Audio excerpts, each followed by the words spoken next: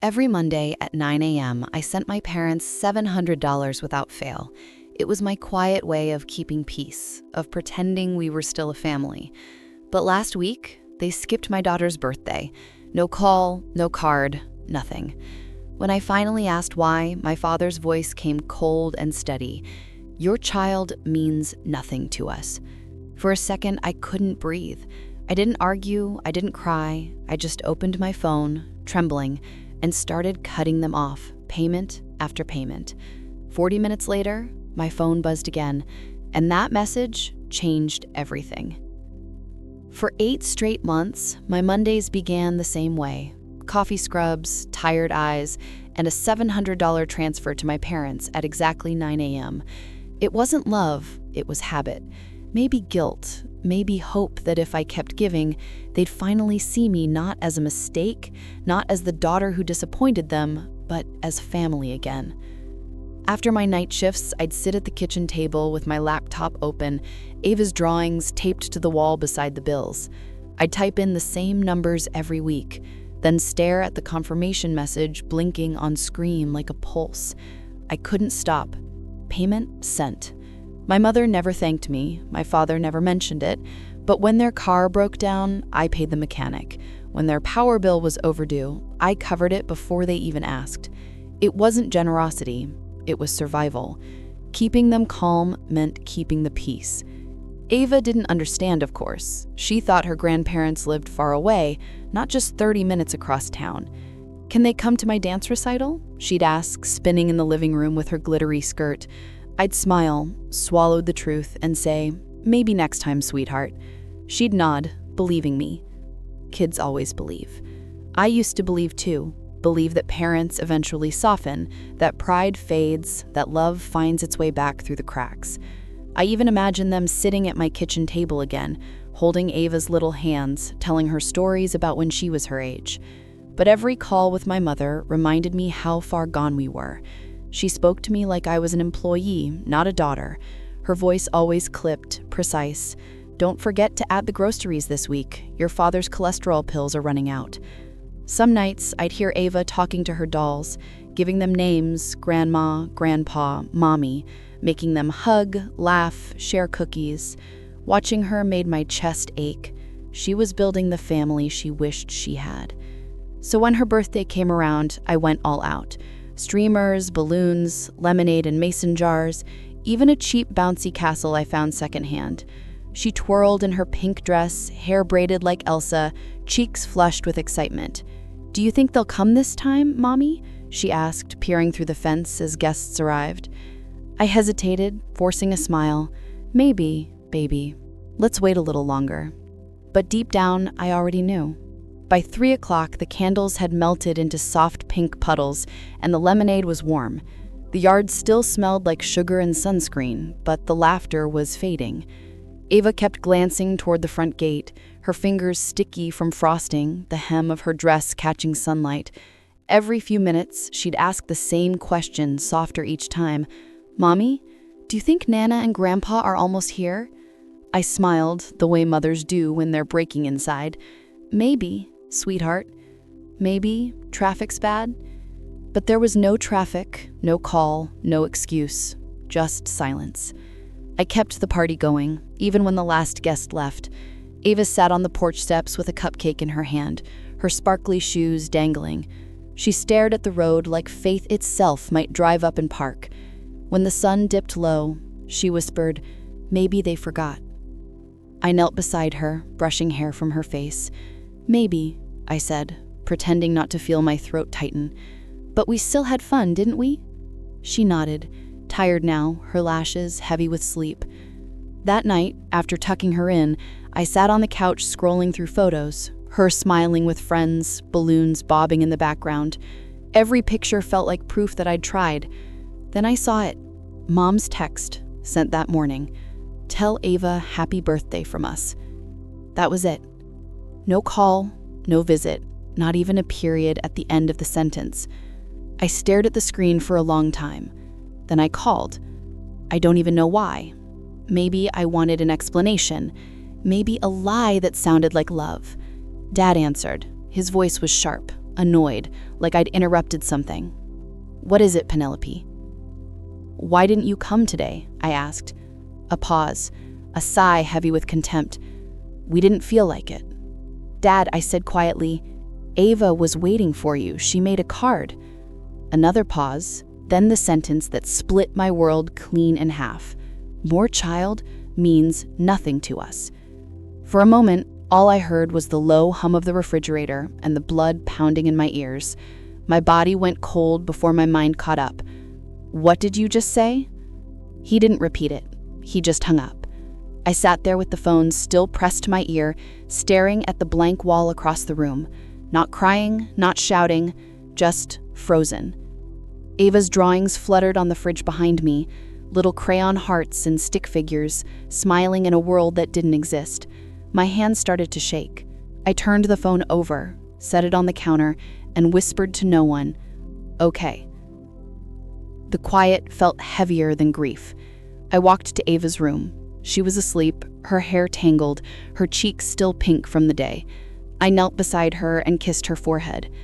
"You're everything," I whispered. Not to her, but to myself. Back in the kitchen, I looked at the clock, 9:07 p.m., the same time I usually check the week's payments. The habit was automatic, my thumb hovering over the app before I stopped myself. Not this time. I poured the leftover lemonade down the sink, wiped the counter clean, and stood there in the stillness, knowing that after tonight, something in me was about to change forever. I didn't sleep that night.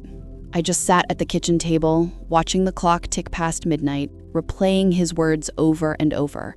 "Your child means nothing to us." They didn't echo, they carved. Every syllable felt like a cut I couldn't stop touching. The phone was still on the counter where I'd left it. My reflection shimmered faintly on the dark screen.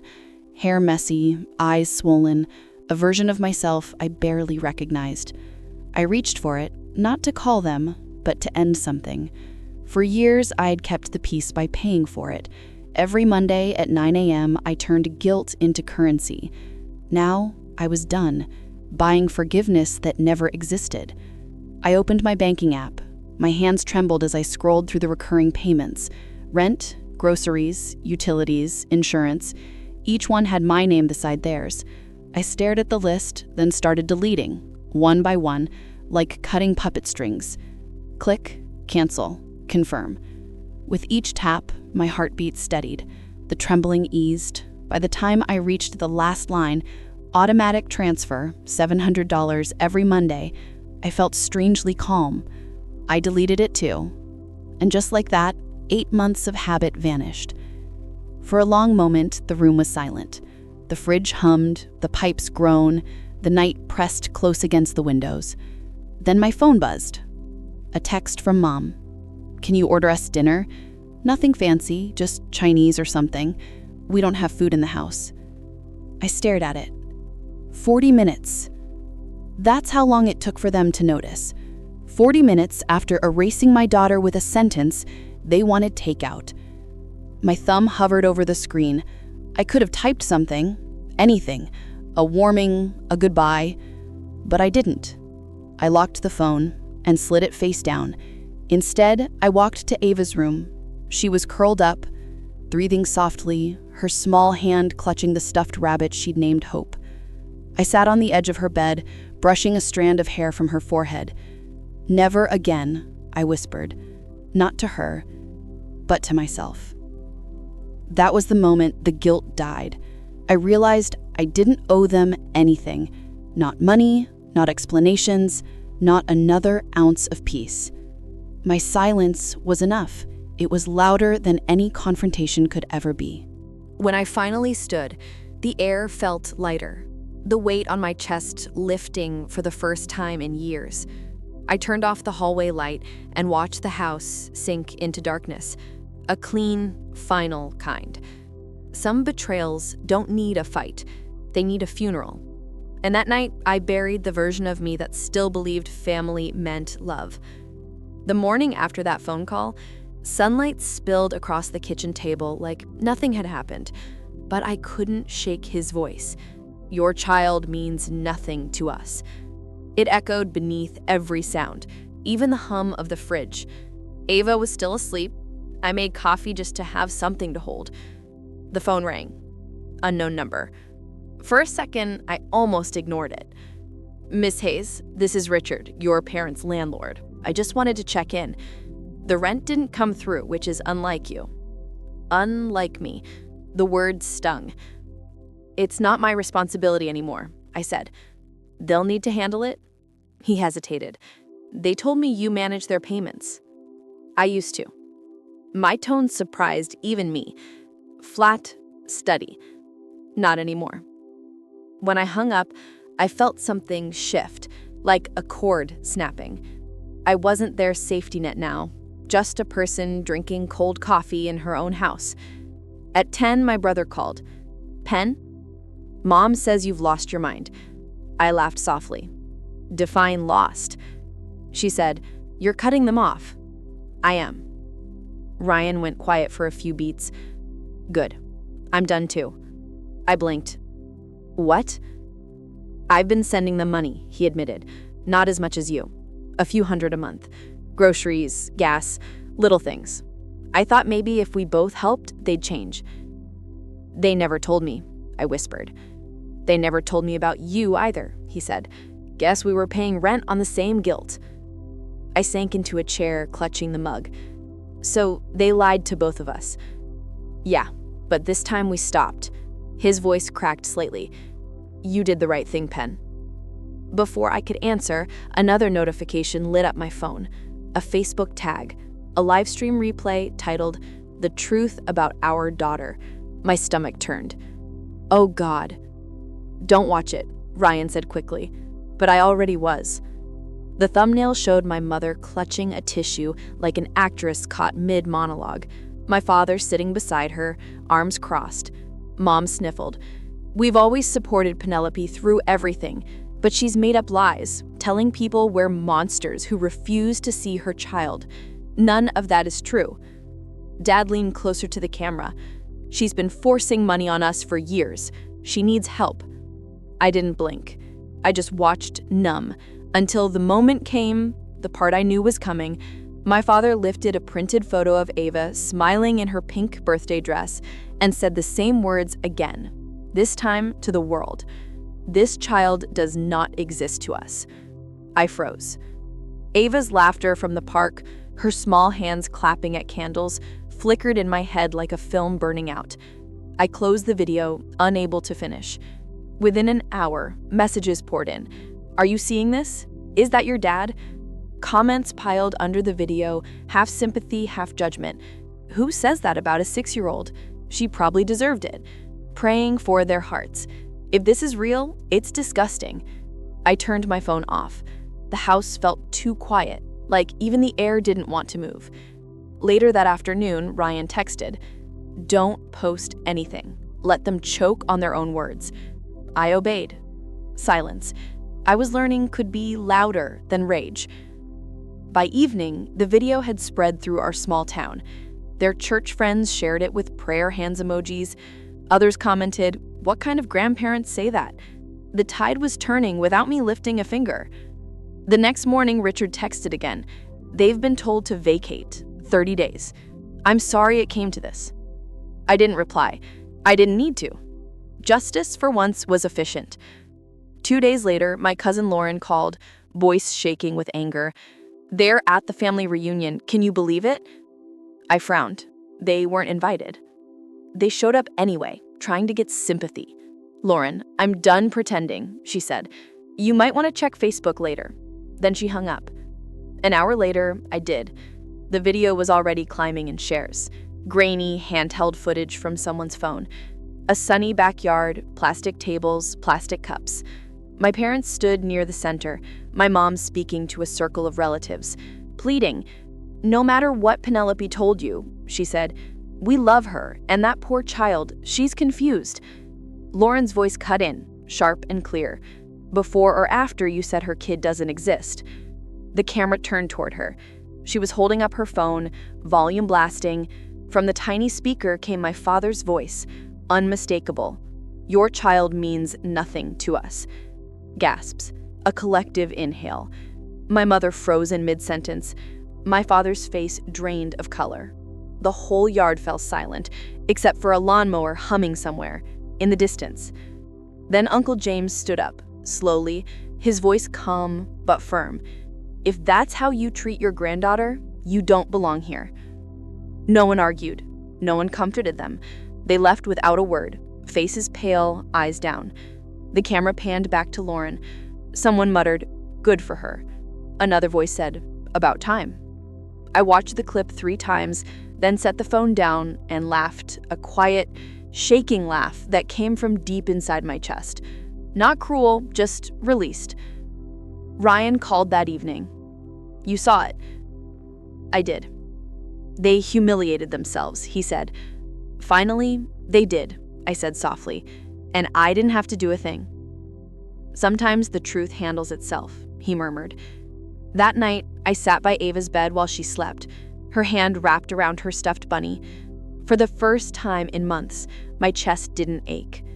I listened to the faint sound of rain tapping against the window and thought of every Monday morning I'd wasted paying for love that never existed. I opened my laptop, not to send, but to check the confirmation history. 8 months of payments, line after line of completed. I scrolled to the end and whispered, "Not anymore." The next morning, the headlines in our small town Facebook group were brutal. Church couple exposed for disowning grandchild. Someone had clipped the both videos together, the live stream and the reunion scene. The comments were merciless. Hypocrisy at its finest. You can't erase your own blood. That poor little girl. By noon, their church deleted their photos from the website. The landlord changed the locks. Their supporters went quiet. I didn't post anything. I didn't celebrate. I simply took Ava to the park again. She drew stars on the sidewalk and said, "Mommy, this one's for Uncle Rain." The air smelled like rain and chalk dust. She laughed, and the sound was so pure, it hurt. When we got home, I found an envelope in the mailbox. Cream paper, my name written neatly across the front. Inside, a short note in Aunt Virginia's handwriting. "They chose pride over love. You chose your child. That's what family is supposed to look like." I folded it and slipped it into a drawer. Some victories don't need applause. That night, as I tucked Ava into bed, she yawned. "Mommy, can Nana and Grandpa come next year?" I hesitated. "No, baby. They won't be coming anymore." She nodded, thoughtful. "That's okay. We can invite Uncle Ryan instead." I smiled, brushing hair from her cheek. "Yeah, sweetheart. That sounds perfect."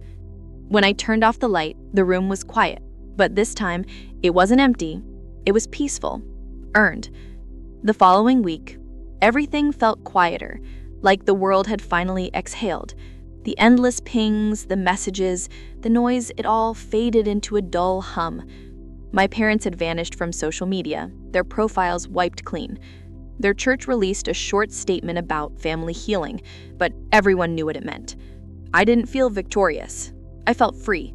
The kind of freedom that doesn't rush, that just sits beside you in the morning sunlight and lets you breathe. Ava was humming at the breakfast table, spreading jelly on toast, oblivious to the storm that had finally passed. Ryan stopped by that weekend, with groceries and a grin that reached his eyes. "You look lighter," he said. "Maybe I am," I replied. We drove to Aunt Virginia's for Sunday lunch. Lemon pie cooling on the counter, sunlight pouring through lace curtains. She hugged Ava first, then me. "Peace looks good on you, Penelope," she said. Over lunch, she talked about boundaries, about how love without respect isn't love at all. I listened, really listened, and for the first time, I believed it. Later, while Ava colored at the table, Aunt Virginia slipped an envelope into my hand. "For when you forget." Why you stopped inside was a single line. "Kindness with boundaries is strength." That night, I watched Ava sleep and realized the silence in our home no longer felt like punishment. It felt like protection. I stood by Ava's door, watching her chest rise and fall beneath the soft glow of her nightlight. For the first time in years, I didn't dread tomorrow. I didn't owe anyone peace but us. My parents had chosen pride. I chose freedom. And that choice, quiet, steady, final, was the loudest revenge I could ever give. If you've ever had to walk away to protect your peace, you're not alone.